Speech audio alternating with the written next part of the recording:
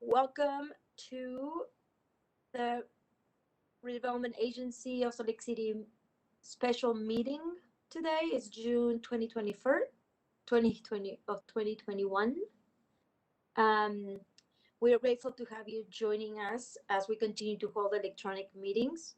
Welcome to the members of the public who may be watching our usual video feeds online.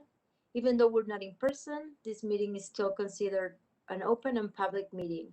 Your feedback is always welcome, and you can share that with the City Council anytime by mailing us at P.O. Box 145476, Salt Lake City, Utah 84114,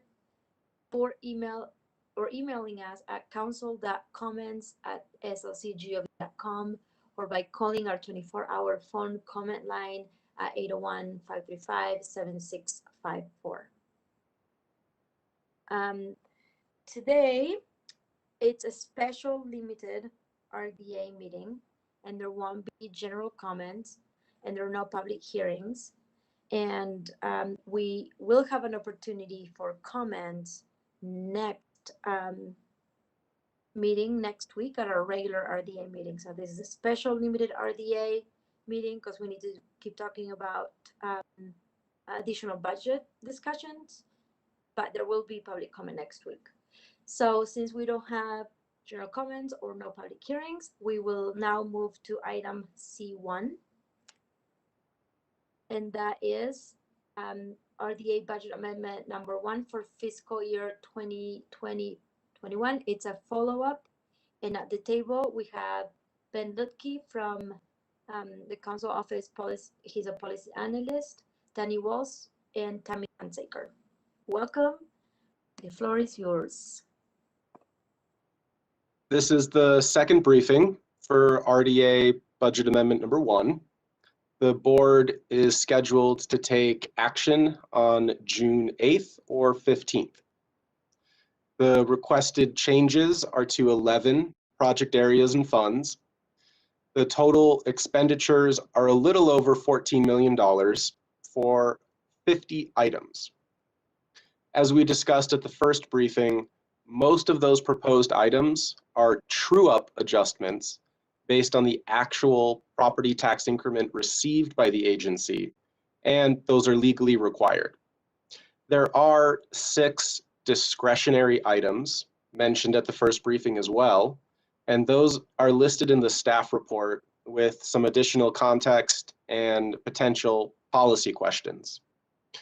So, Madam Chair, I can give a quick overview of those 6 discretionary items, or we can jump to board member questions, whichever is preferred. Like a little overview, because it's been just a couple of weeks, and I just want the public to, and us as well, to be clear of what we're talking about. So please do. Thank you. Can do. All right, the first of the discretionary items is in the Central Business District. It's a request for $568,000 for the Commercial Development Loan Program. This is an existing program. The board has approved funding for it in previous years. If this request is approved, it would have $818,000 available to lend.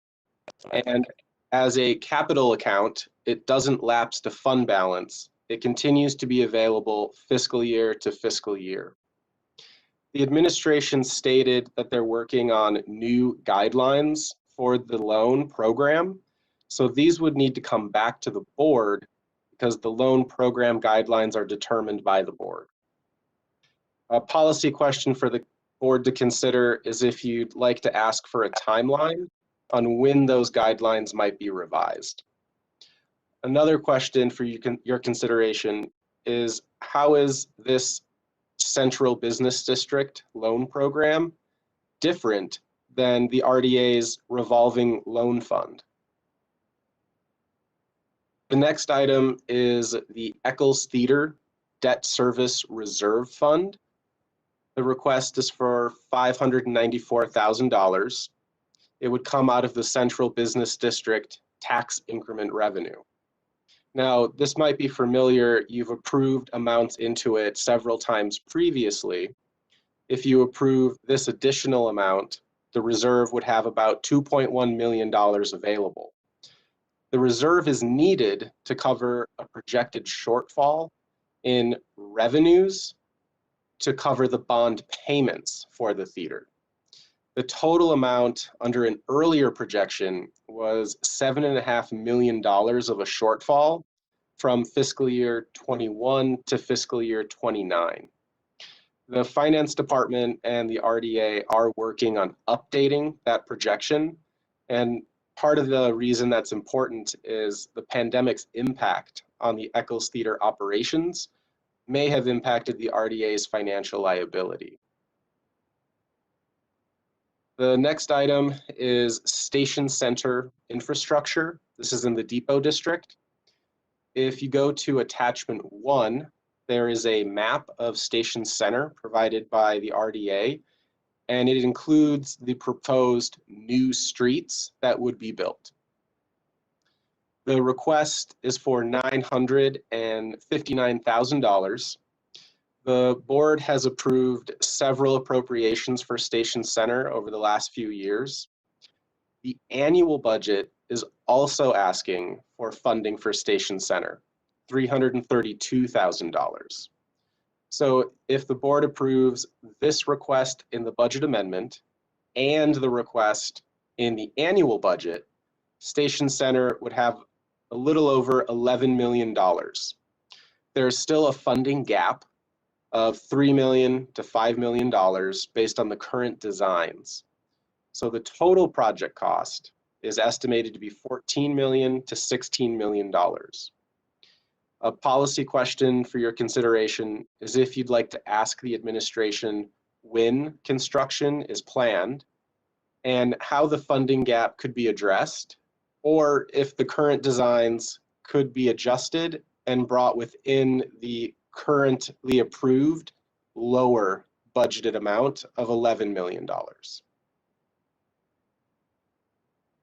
That takes us to the Granary District. It's a request for $288,000 to create a new program. The program is called the Community and Cultural Initiative. The annual budget is also requesting funding for this new program in the amount of $443,000. The administration has stated that the funding would go into a holding account and it would come back to the board to approve the criteria and a process for what this new program would be prioritizing and how people would apply for the funding. So some of the questions that came to staff's mind, since it's a new program, is how does it align with the RDA's recently updated guiding framework? This is attachment 2 to the staff report. What could the program accomplish before the Granary District stops collecting tax increment in 2 years? How would interested parties find out about this new program? And would it be a first come, first serve, or would there be a prioritization? 2 more items. Next is a request for $144,000 for the North Temple Catalytic development. The annual budget is also requesting $289,000 for this project. If both of those are approved, and there are existing funds for this project from recent fiscal years, the total amount would be almost $1.3 million. There's not a specific criteria for what would qualify as a catalytic development. The board has discussed this a couple of times, but has left the funding intentionally flexible. One question for the board to consider is if you'd like to discuss if the funding level at $1.3 million is sufficient to meet the goals for the North Temple corridor, or if there's an interest to find additional funding.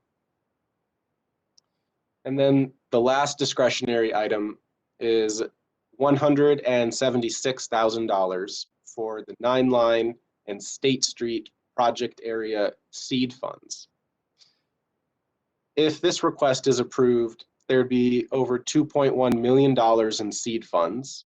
However, $750,000 of that is currently tied up awaiting reimbursement from adjacent developments next to the new track station downtown at 650 South Main Street.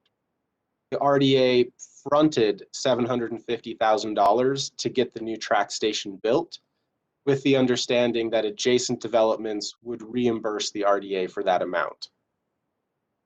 The funding for the seed funds is intentionally flexible, so there's no set amount for the 9 line versus State Street. And similar to the last item, if the board would like to discuss, is this funding level sufficient for your goals? Or would you like to find additional funding to invest in the early years of these new project areas? Recent discussions by the board have highlighted the importance of investing in the early years of new project areas, because that's when the potential is greatest to generate more tax increment later in the project area. So those are the 6 discretionary items. I know we have Danny and Tammy here if there are any questions. Madam Chair, do we have board questions on any of these items? I do, but I'm not sure if the other ones do as well, or should we? Do you guys have like a burning question right now for Ben, or should we wait until? I'm not sure if Danny has a little presentation again. Danny, do you have a presentation for us? We do not have any additional presentation. Okay. We're just here to answer questions. Okay. Thank you. So, never Madam mind. Chair? Go ahead. Yeah. Just to clarify, I believe in the seed funds for 9 Line and State Street, the board also conducted a straw poll to utilize up to 900,000 of those funds for an acquisition in the 9 Line neighborhood. Huh. Just wanted to add that in. So that leaves us with a little bit of less money, correct? Yes. All right. Okay. So, board member Dugan, or Ferris, or Rogers, or Fowler. I know board member Mano is here, but he might not have any questions at the moment. So, go on. Madam Chair. Yes, Madam go Chair. ahead. I think, thank you very much, Ben, as usual, as always. Wonderful presentation and staff report.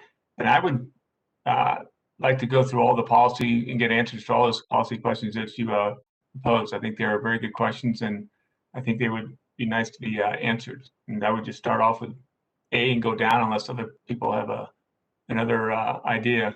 Just starting with the CBD request. I like that. Let's go ahead and go item by item if we have to. So I'll repeat it. I don't know if Danny or Tammy have those questions before them. The question for the CBD Commercial Development Loan Program is there a timeline for when the board would have a proposal to revise those guidelines? And how is this loan program different than the Revolving Loan Fund? Thanks, Ben.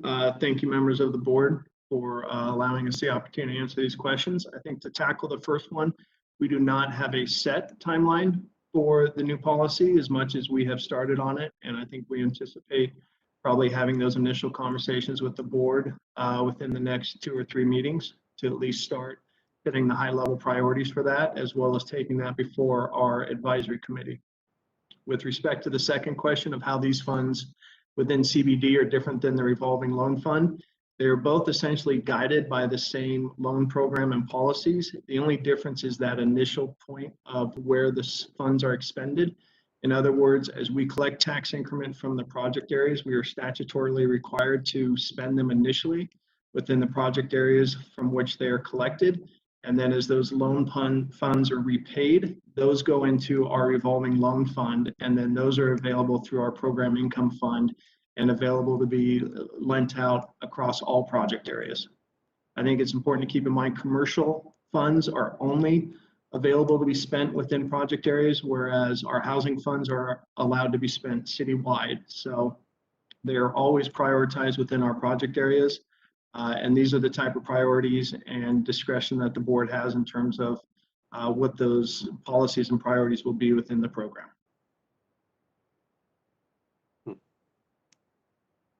I have a question, Danny, about that. So does this idea come from a group of businesses in the CBD area saying, hey, we need help here, and we would love that if you guys had some funds available for us? Or is it you guys looking at the CBD and looking at a lot of vacant businesses or buildings right now at the ground level, and you're thinking, hey, we need to help some of these businesses? That's exactly, Madam Chair. I think this, along with the request in our next year's fiscal budget for storefront reactivation, is all part of just trying to either improve and or fill up some of the vacant first floor space, as well as look at ways that we can make that more attractive either to the property owners and or find ways that we can provide lending directly to the tenants as part of tenant improvement. And so it's really just an updating and revamping of the program to make it more adaptable and more targeted within not just CBD, but as it relates to the policy at whole, how it can be targeted across the different project areas for their respective needs. Well, I like the idea, and I'm going to pitch this in. You know, there's a lot of new development happening in downtown for housing, and if it's possible, as soon as we hear that there is a building coming up and maybe will displace some of the existing businesses, and or we would like to bring some local new businesses, if we can be up there upfront, finding out who's building out, and if we can have them provide space for an existing building that existing business that they're displacing, and or opportunities for small businesses to have a startup in these new developments. We can certainly explore that as part of the larger policy and bring that back to the board for discussion. Thank you. Thank you. The next item is the reserve fund for the Eccles Theater bond payments. Before the pandemic, there was a projected shortfall of $7.5 million from fiscal year 21 to fiscal year 29. And the question is, has a timeline been identified for updating those projections if more or less money would be needed in the reserve fund? We do not have a timeline on that, as much as we are continuing to work with the finance department to finalize those numbers and bring that to the board. And I should say that the current reserve fund, as I remember, I think it was enough funding for 3 or 4 years of bond payments. So if additional funding is needed beyond what's currently in the reserve fund, it would likely be 3 or 4 years out. Tell me if I'm wrong, Danny. That's just what I remember. Yep, that was the last numbers we went over with you. That's correct. Okay. So I have a question for staff. So if we have a funding gap of the sort, how do we cover that debt? What are our resources? The general fund and the RDA are the backstop on those loans. So it would be general fund or RDA, which is why we've always encouraged planning for that debt service reserve, so that hopefully it's not general fund or RDA. Okay. And we are being asked to use $594,000 for the debt, correct? Okay. Not for the debt service reserve, so that in those years when there's not enough increment to cover the debt, we don't need to fall back on the backstop of the general fund or RDA. Okay, great. Don't see anybody's hands raised up, so let's keep moving on to the next item then. Ben, the station center. Yeah, station center in the Depot District. Attachment 1 is a map if you want to take a look at it. The policy question is, when is construction expected to begin? and there's the $3 million to $5 million funding gap. Is it possible for the current designs to be brought within the current budget of $11 million? Or how could the funding gap be addressed? We have not yet looked at revising the plans in terms of any funding gap, mostly because part of the anticipation for the project is always that a portion of the land sales proceeds would be used to fund the gap and fully fund the project. So that is the direction we've been proceeding under, and that's what our designs are being estimated out at this time. Go ahead. And Danny, is that 14 to 16? Did we have a adjustment to that with the latest labor costs and construction material costs, or is that a prior estimate? Now, we have not fully updated that estimate. Part of that estimate has been updated as it relates to the current streetscape design, but we have not fully updated that estimate as it relates to some of the utility upgrades. And so that's something that would need to be done as well. Okay, great. Thank you. And so to that, can we have a couple of like options when you come back with an update on, first of all, how much construction is as of whenever, you know, the most recent construction costs. Then number two, if there's a funding gap, where that gap may come from. Option one, if you know, if property is sold, and option two, if property is not sold. So that we have an idea of where we're at, and then if there's anything else we can do with the design that could lower the cost, and then that not have a gap in the funding gap. Okay, if I may, Madam Chair, could I ask for a little clarification on that? We are currently working on updating the design that we brought to the board a couple months ago in terms of taking that further through the design process. And I anticipate as part of that, we would obviously work to update those estimates. And then as we get closer to actually being in a position to put that to bid is when we would probably start getting more finalized engineering estimates. So that is underway right now. And so we're certainly happy to share that information as we gather it. With regard to the disposition strategy, that is actually slated to come to the board next week for discussion as part of what is being proposed. And with regard to that being proposed as a land sale, and so we can certainly have that conversation. And so I don't know, as part of that discussion, if it then makes sense to get direction from the board as how to fill the gap with other alternatives after we have that presentation.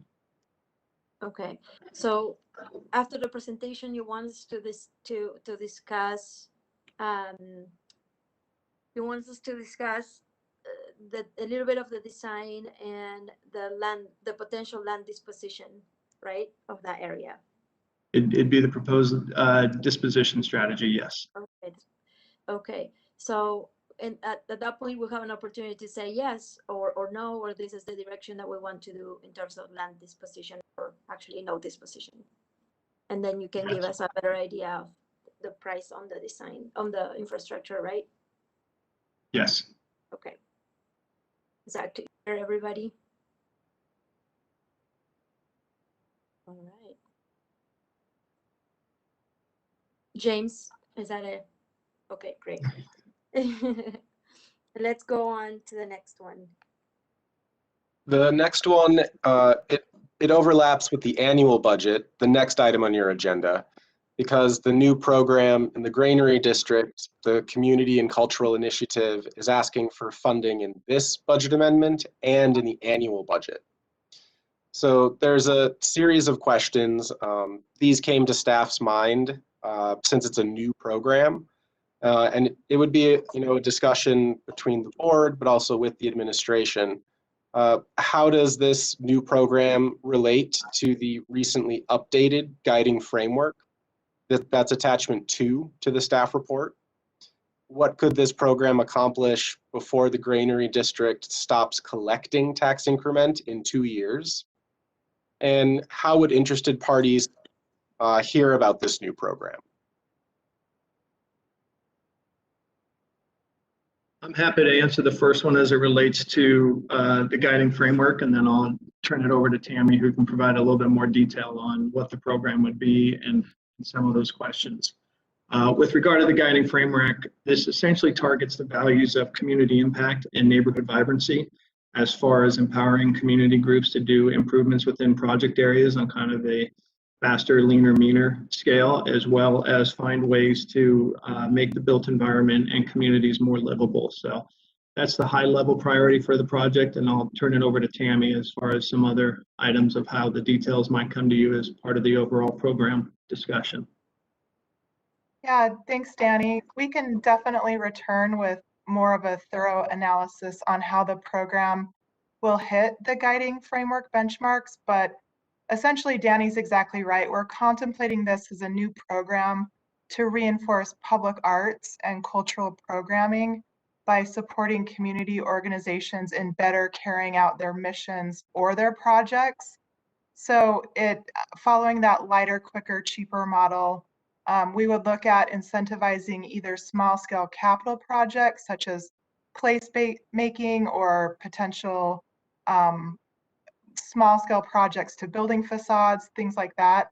Or else projects could be more technical assistance in nature, such as a feasibility study or a planning project. But a key component of the program that we're envisioning is that eligible projects would need to demonstrate community involvement and support from the neighborhood and the community council. So we are really wanting those grassroots community projects to be funded through this program. We have not yet kind of fleshed out the structure of how the funding would be allocated, but we do envision that it would be competitive in nature and that applications would be ranked and evaluated on a set of criteria and standards. So we could return, I believe, within by late summer, early fall with this new program idea for the board to consider.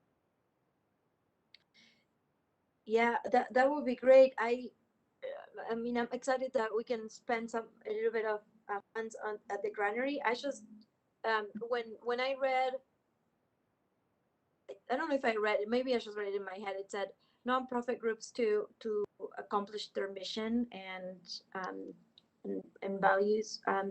To me, it's just in my head. It's something different, like than placemaking, for example, right? Or a feasibility study for something there. So did I read that wrong? Did I understand that wrong?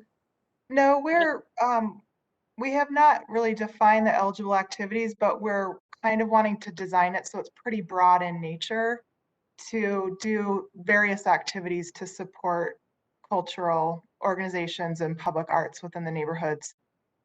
So we can definitely come back with those parameters. We're proposing it for the Granary District this year with just a little bit of money, but if it's successful, I think it's a model we could look at applying across project areas. And Madam Chair, maybe just for other board members' information, that write-up was in the annual budget staff report, which is the next agenda item, since this is a new program for the annual budget. And along those lines, then, Tammy, I would, I think I've attended the Granary District. Is it the Granary District Alliance? Mm-hmm. Is that the name of the group? A couple of times. I haven't attended recently, but I would like to know how many organizations in the Granary District are there. I know there's an arts music group, obviously, and then the Granary, and it would be nice to have a list of who's out there and what their needs are, so that we can have a better understanding of how these funds can help them and help the Granary, this neighborhood. Okay, great. We can look into that. Great, thank you. All right. I don't see anybody else's hands up, so let's continue with, I think we have one more item of that list, right, Ben? One or two? Just two more items. Okay. Second to last is the North Temple Catalytic Development. And the question is if board members would like to discuss the funding level being sufficient to meet your goals. It would be just under $1.3 million. And the funding has been left intentionally flexible for catalytic development based on opportunities that arise. And staff has heard from some board members an interest in finding additional funding, but we thought it was good to add this policy question so you could discuss as a group. All right, group. If I'm may. interested in, in finding funding, finding as much funding as possible for that area. It's needed. It's desperately needed. So go ahead. That's what I was going to say. Thank you. So we have two. Well, I was going to echo that too, Madam Chair. No, we're But I at think three. But I think there's also other funding sources too, like we look at, and I think it's coming up in the next item. Yeah, in the next agenda item, that's a point Yeah. of discussion, and maybe we can connect it then. So thank you. That's what I was going to point out. Great. All right. Anybody else, or are we ready to move to this year's budget? Okay. All right then, Ben, thank you so much, and Danny and Tammy, and then we're moving on to item number 2, which is Redevelopment Agency budget for fiscal year 2021-2022. It's a follow-up, and we have Jennifer Bruno, who is the Council Deputy Director. We have Ben, Danny, and Tammy. Go ahead, Jen. Madam Chair, so just a few things updated from the last conversation the board had about the RDA budget. The intention was just to gauge board member interest for any adjustments to the proposed budget before we have to adopt. The RDA staff did provide some additional information about those new programs. So those write-ups are on that first page of the staff report if any council members are interested. We talked a little bit about them during the budget amendment discussion, recognizing it's a little confusing to talk the budget amendment and the annual budget, but hopefully we can connect them.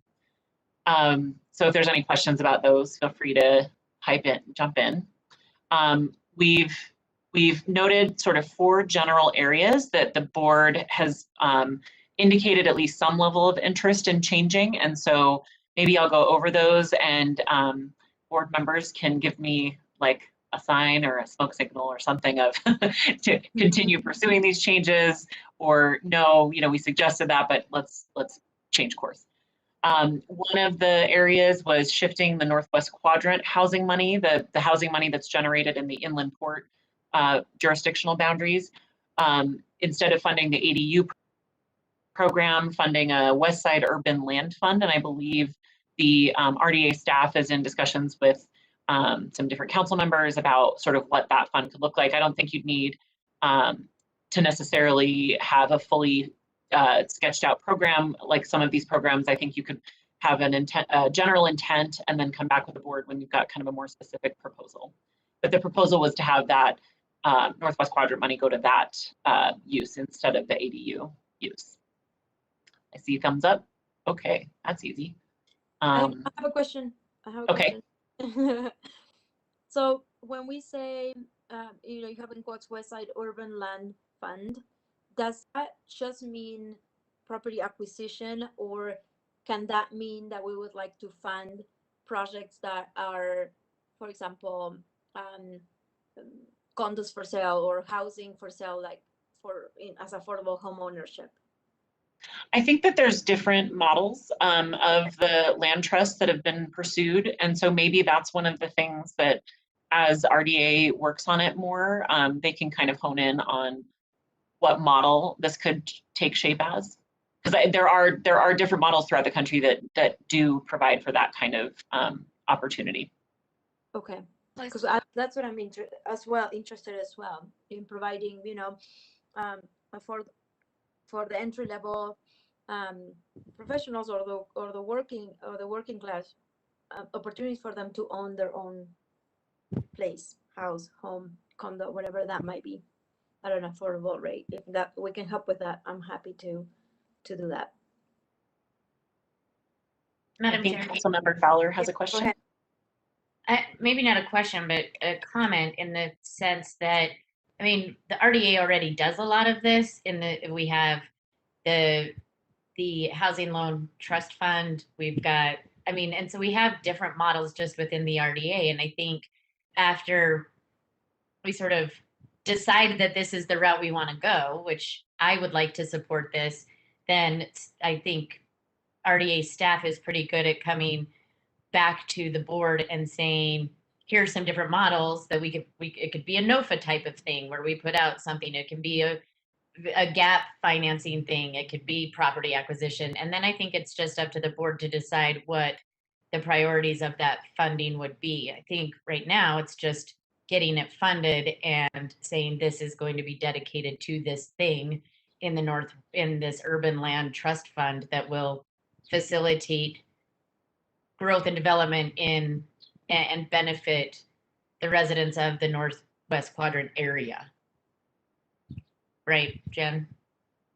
And I think I'll note that this amount that's in the current budget this year is, I think, $250,000 from this increment. And I think in future years, and as 3-4 years, it could be a very, very substantial amount of money in that fund. And so maybe keeping flexibility is a good idea, considering how vastly different the funding stream may look in a couple years. That's what I wanted to make sure with my question, that I wasn't like saying, or we weren't like supporting something that was strict to just that. So thank you for the clarification. Okay, so then the next item is the ADU program that we referenced that was in the mayor's recommended budget funded with the Northwest Quadrant money. I think we heard from a majority of board members that they're still interested in funding that kind of a program, just not through the Northwest Quadrant.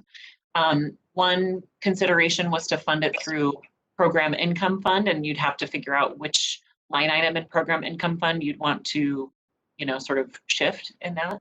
Another option was holding off on funding it this year because the funds from the 9 line are not yet, tax increment funds are not yet flowing in the 9 line. And so you could wait until there actually is tax increment to spend in the 9 line. So those are just two options for that. And I don't know, RDA staff may have other suggestions of where you could fund that program. Go ahead, Dan. Yeah, thank you. I just want to reemphasize the fact on the administrative costs and the burden of putting up an ADU. We need to really see how we can improve that so it doesn't take so long to put up an ADU and it costs so much to put up that ADU administratively.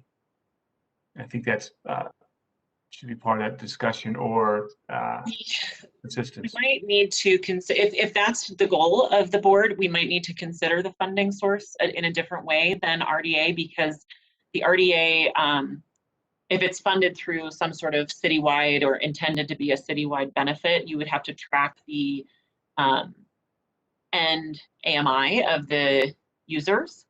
So if that's the goal, maybe let staff go back to the drawing board and talk to RDA staff about sort of how it might make sense to fund that. And maybe some city general funding our future dollars would make sense for that, since that's not as restricted by state law. Madam Chair, another thing that I've noticed in regards to ADUs is I'm following a friend of mine who's trying to build a third structure on his property, which is an ADU. He owns a home on this property, he owns a garage on this property, and wants to build a separate ADU, has enough land to have the 30% area for the open space. But our policy building code is mandating that one of his 3 structures be fire suppressed. And this is a residential area that's an added cost to it. I think that's something we should ask planning to look at into possibly eliminating, because I know it's a huge burden, and it prevents a lot of individuals from actually building an ADU because of how much more expensive it is to do. I do have, go ahead. Sorry, then to tag along what James said, I also have friends trying to build an ADU. I think it's in District 5, and at the meeting they were hopeful. There was a company that was walking through it, and they have the space, but it came to a point because of all the requirements and all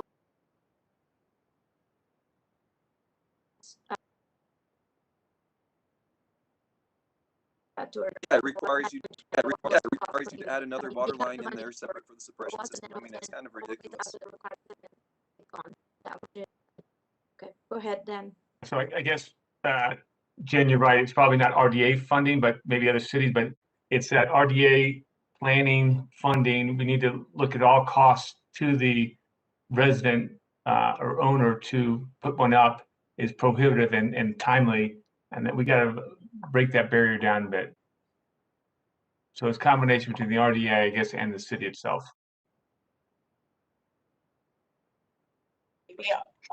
Staff can get together kind of offline and figure out where it makes sense to, which home it makes sense to put that program in. Maybe it's even in housing and neighborhood development, or maybe under CAN, under some of those development services type functions. So we'll plan on checking in with the administration and getting back to board/council on where that makes sense.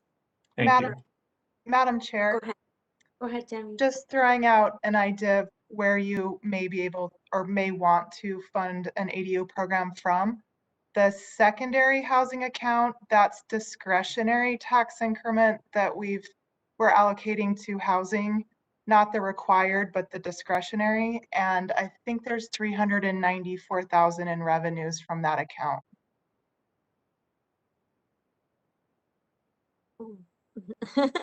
Thank you. Now we need to make sure that we can actually spend it.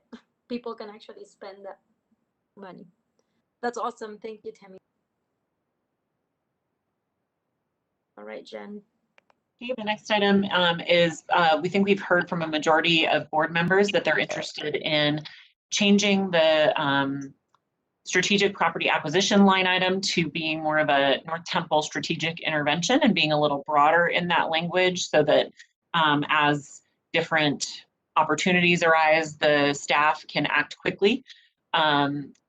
One item we were just, or Councilmember Rogers was kind of referencing, is the North Temple Viaduct CDA that has been paying the general fund for the debt service on the North Temple Viaduct.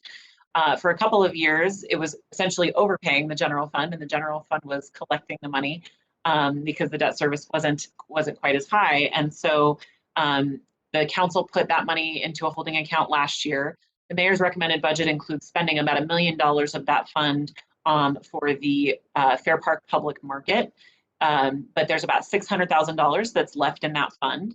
There's nothing prohibiting the general fund from allocating funds to the RDA for the RDA to administer. So that's one source of funding. Another source of funding is the last 2 years of that increment that the general fund has collected. There's about $1 million in excess funds for the council. If we're wanting to look at other line items, we could continue to look at other line items too. Housing, the NOFAs, essentially. Those dollars haven't been pledged yet, and so if the board was looking for other ideas, as long as that sort of final use was housing, that's a potential as well. Board members, what would you like to do? What would you like to see, or any discussion on these ideas? Madam Chair. Okay, go ahead. I like the first idea. I would love to just take all of the money and put it into the what are we calling it, Jen? The Temple strategic intervention. I don't know. We made that name up. If the RDA staff has a better name, we're open. To put I it like that. I like that too, Board Member Fowler. I'm with you. And the other line item that we didn't mention in the public meeting, I think that we talked about it in some of the council member one-on-one discussions, is the North Temple Catalytic account that we actually talked about in the earlier the budget amendment discussion, because it feels like a very similar use, right? And so then that increases that size of the pot in order to make that sort of impact. What was the total? Consolidating those. What was the total pot if they're consolidated again? Let me do some quick math. I think we have a slightly different accounting on that than council staff. We're showing we have $898,000 left to spend. the North Temple Catalytic project account because a portion of those funds were allocated to Folsom Corridor design, I believe. Okay. So 898 that's allocated, and then 144,000 in BA1 if that's approved, and then 289,000 in FY22 if that's approved. So that would equal 1.33 million. So that would take that total amount to just under 4 million if you started with the million that was proposed in the mayor's budget, and then you added the catalytic project account. Thank you, Tammy, for clarifying those amounts, and the debt service, viaduct debt service overage, calling it an overage up again. But the 4 million is, when you said, Jen, the million proposed, that's the million proposed for the fair part, right? No, there's $1 million proposed in the mayor's recommended budget for strategic site acquisition. Oh, that's great. And so I'm sorry. kind of but renaming the purpose, right? Using that same amount of money, renaming the purpose to this strategic intervention, since that's consistent with, I think, what the mayor's recommendation was all about. So we would have a little bit less than $4 million for this. Yeah.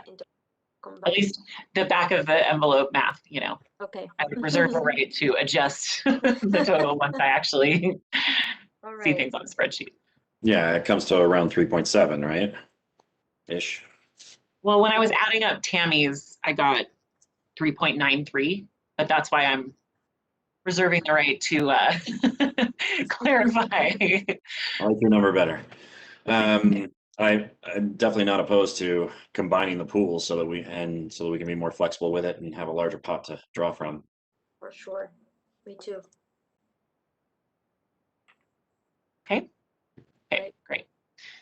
Then as board member, or as board chair Valdemoros mentioned, some council members have expressed an interest in prioritizing homeownership or family-sized units. And RDA staff mentioned this in the sort of first discussion of the budget, and that when the RDA staff does a NOFA, that's an opportunity for the board, if you want to say, rather than having all this criteria and sort of putting it out there that any of those criteria are eligible, if you really want to focus sort of, you know, 1 million of the dollars on family size and homeownership, and I'm totally plucking that number out of the air. But that's what the board did a couple years ago when you decided, you know, we want some of the NOFA dollars to be focused on areas of opportunity. And so then that's that direction to RDA staff that, yes, accept applications from everywhere, but this pot of money should be reserved for this specific purpose. And so that was one idea staff had about, you know, how to further that goal. But you would have to give staff some direction about how you know, how much money you want kind of earmarked for that concept, or if you just want RDA staff to consider that highly in terms of ranking criteria, if that is one of the most important criteria. Okay. And Jen, also the location is also just, we're leaving it open now based on all these different criteria. So we don't have to say, hey, it's in specific areas, because they're all going to compete against each other. Right, unless the board changed that. Okay.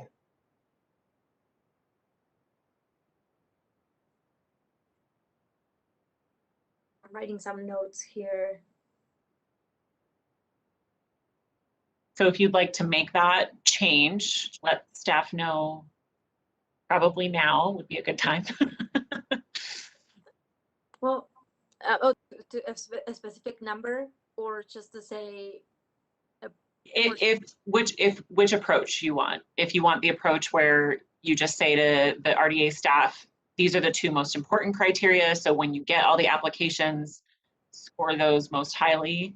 I think the challenge with that is that you might not get applications that fit those criteria, and then the money is spent, you know, on other things, because obviously you're at the mercy of whatever the private sector is doing. Right. That was kind of the experience with the areas of opportunity NOFA, which is that it took a couple of years for enough applications to come in to actually spend those dollars. But what it did is it furthered the board's policy goal of investing in those areas. So even though it took a little bit longer to do, and it meant that that money didn't get sort of spent on something else. So those are two different approaches, and you can choose which. I think. Well, I'm very much in favor of the home ownership and the family sized units. I think that's important, especially on the homeowner side. It'd be nice for people to actually own their home instead of being those with a house and those renting the house. And so it'd be nice to be able to increase that availability and the option for the people to buy a house and a house that's that can fit a family. So I would be in favor of that Madam Chair, priority. Yeah, go ahead, Tammy. just to clarify, currently the RDA doesn't have any programs really available to provide mortgages to homeowners. I think that will be part of the discussion with the Urban Wealth Fund for the West Side, and maybe that's something we apply citywide. But right now, the Housing Development Loan Program is focused more on construction loans for the development of housing. And so we do have a product through that program that provides construction loans for home ownership, but it's a shorter term construction loan with like a 2-year term that is paid off with the sale of the unit. So And if I could add, I think it might be better from a city like operational perspective to keep that mortgage stuff underhand. So they do have mortgage assistance programs already. HAND does. And so if the council wanted to enhance those, you would have to look at that from a general fund perspective, not RDA.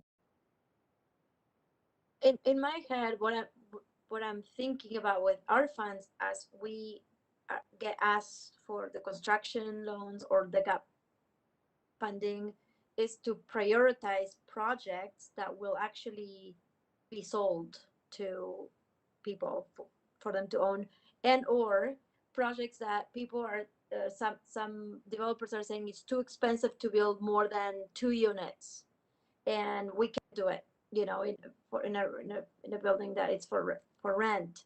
And so I would like the RDA to intervene there and say, okay, well, we understand that, but we would like to incentivize you to still go ahead with it and provide housing that a family would fit, and it's not just a 2-bedroom. Does that make sense? So it's not necessarily that I'm saying there to the RDA, hey, go ahead and create a program to do down payment assistance. Grant people $10,000 for the down payment, like CanDebt and other nonprofit organizations. It's more about incentivizing all of the development and developers that come to us and say, hey, we need funds for this or for that. And for us to say, okay, that's cool. We'll give priorities to the ones that are doing this right now, that are doing the homeownership or willing to do bigger apartments. I don't know if that makes sense. Madam Chair, I think that the challenge is that depending on your approach, you may not have anyone apply to do homeownership. I know that the financing for apartments is a lot more attractive than for condos right now, which is why a lot of developers are pursuing that. And so it might be a challenge for RDA staff to say no to, if there's 15 developments that have come and applied, if the RDA staff doesn't have that, it doesn't have that direction in terms of the money set aside to say, this money is only for homeownership models, then you could be, in a way, you could be saying no to shovel-ready projects in order to, you know what I mean? Does that make sense? So for you, you're saying let's set aside a little bit or however much for that purpose, and then the rest for regular projects.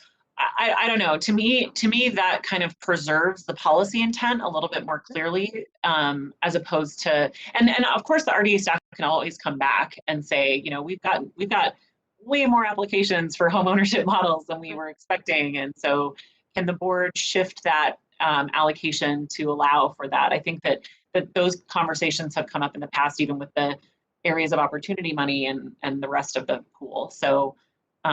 But we just wanted to get a sense from the board how strongly that policy interest was. Is it strong enough to set that money aside, or is it just that you want them to put that criteria at the top of the pile? Board members?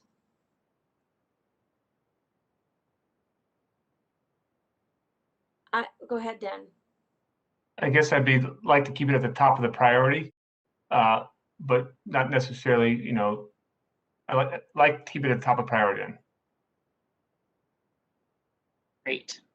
And Anyone I was else? gonna Sorry, say anyone I else was gonna say disagree? the opposite. I was going to say, let's set aside, I don't know, $2 million or $1 million or so, just to start, just to get, you know, that idea out in the world, you know, that so people know that RDA has allocated some funding for those types of projects, so that we can. So what about you, Amy, James, Dennis? He's available. Or Chris? Have it as one of the priority. I think that, sorry, Madam Chair, Yeah, go ahead. I might have cut out. No, we can hear you. I prefer to just have it at the top of the priority list. I think, unfortunately, market dictates oftentimes when we're dealing with development. And the thing that we saw with the high opportunity pot of money is that it did sit there for a few years, and it was like $4 million, I think, is what we had in there. And I mean, I just I guess my philosophy is that I have a little bit of a problem when we have money sitting there and we know that we can incentivize affordable housing with it, but we have this like earmark on it that then we can't get it out onto the streets and out into the development world. And we can still keep incentives on it, and we can still say, this is, you know, you have to check these boxes to get the money, but just holding it, and I kind of walk a line on that. I feel a little conflicted, but for me right now, I think just keeping it at like, this is a real priority for the council. Okay. Dennis? I agree with Amy. I think it'd be great to keep a preference there, but not limit the usage so that we can still make the best use of the funds at any given time based on what projects are before us. But we can certainly prefer, if there's a choice, to go with a homeownership model. Let's see if James has his hand up. I don't see it. Okay.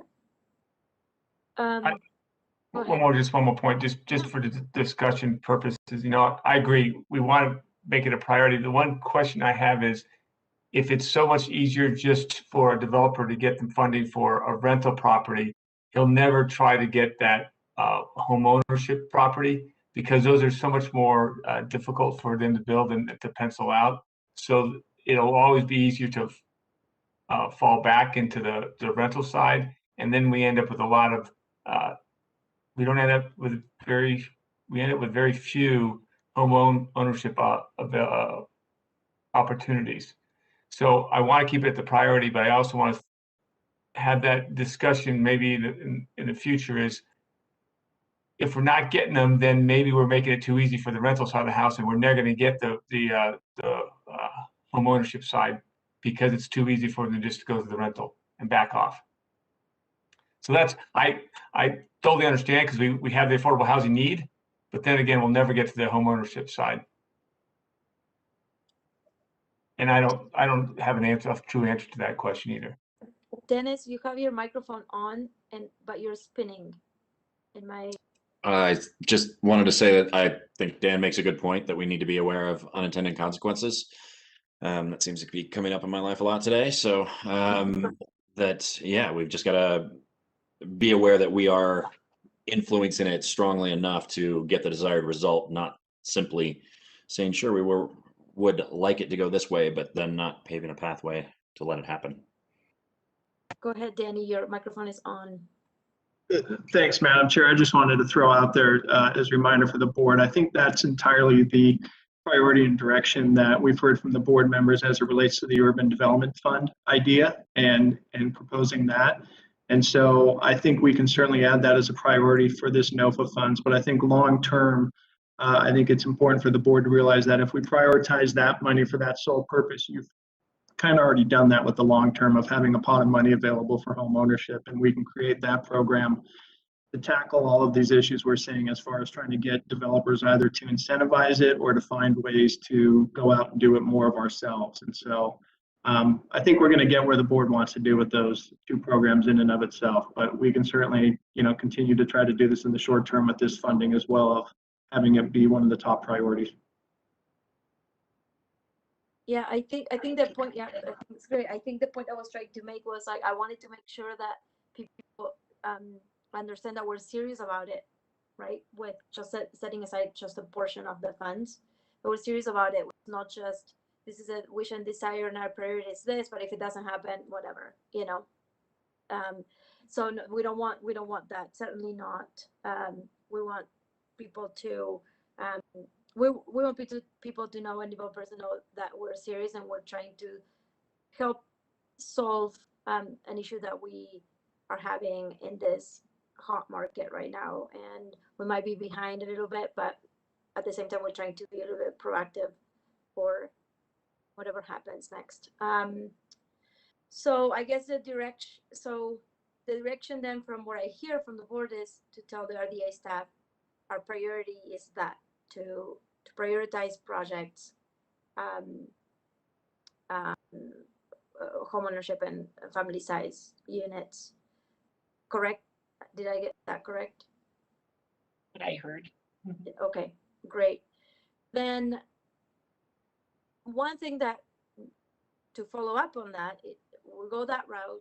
How are we going to, like, what are going to be our metrics? So in like 2 years, when we see that 10 projects have been, people approached us, we reviewed this project, and all of a sudden we realize that none of our wishes and desires happened because of the market, because of many other reasons. Like, what are we going to do about it? Or do we plan now, and we have some metrics right now that next year or in 2 years we at least one of the 10 or the 5 has, how do we do that? That's my question, maybe to you, Danny, or Jen.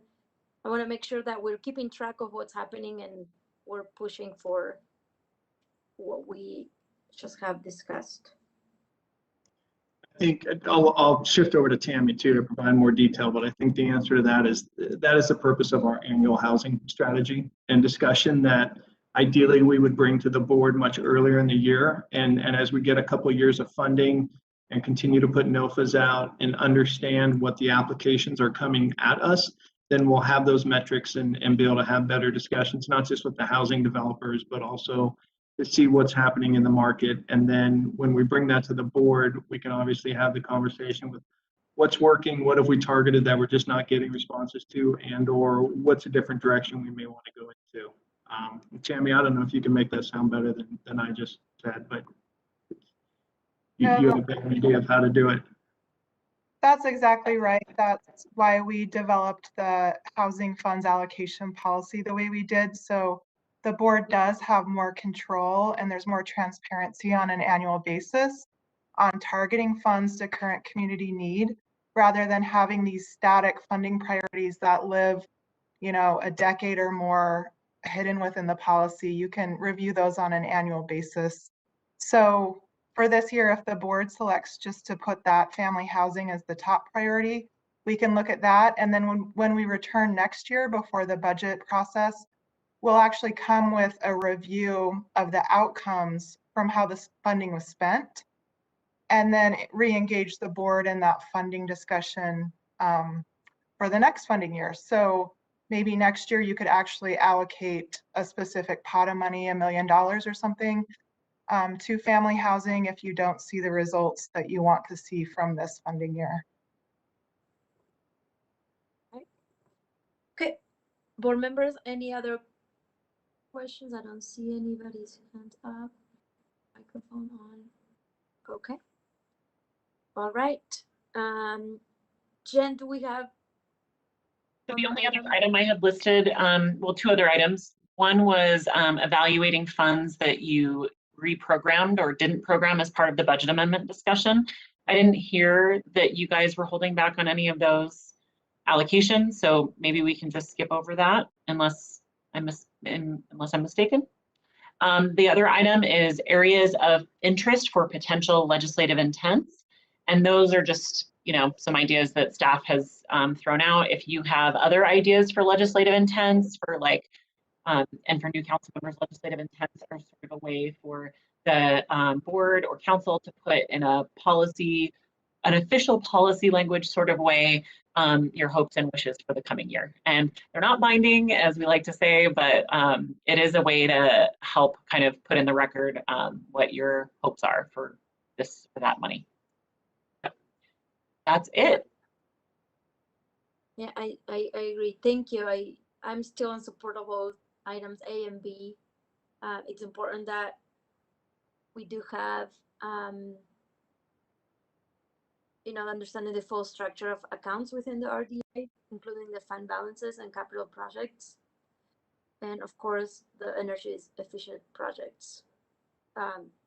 So I'm for it. I'm still good with it. Okay, and I don't think we have anything else. All right. I don't see anybody's mic unmuted, so we are then moving on to item 3 and report and announcement from the executive director.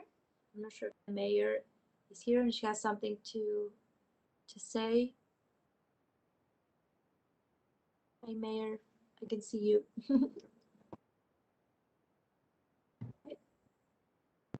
And then if she doesn't have comments today, then we're moving on to item. Was that for me? Yes. Oh, sorry. I joined it just the right moment.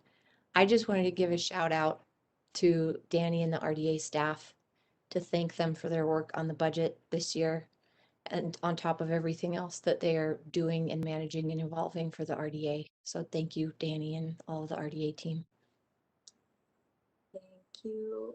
Thank you so much for that. And same thing, guys. Thank you for putting all this stuff together. It's a lot, and we appreciate it a lot. Number 4, then, report and announcements from the RDA staff. We do not have any reports or announcements today, other than to say thank you, Mayor and the rest of the board, as well as thanks to all of the RDA staff. I'd like to say that myself too. So thank you. Okay, and then we don't have briefings. We don't have consent. Do we have a closed session? I don't think so, but if something changed, let me know. Okay, no. So I guess we are adjourned. Do we need to roll call this? I always forget. No. Okay, I see Amy saying no. All right. I think we are on time. Are we, Amy? We are close enough. And I think what we'll do, everyone, because I need to plug in my computer for a minute. Everyone take like we're not technically scheduled for our first agenda item until 3:30, but I don't want to take that long because we have a long night. So maybe everyone take about an 8-minute break. Right. And I'll see you guys in a minute. 3:18, please. See ya.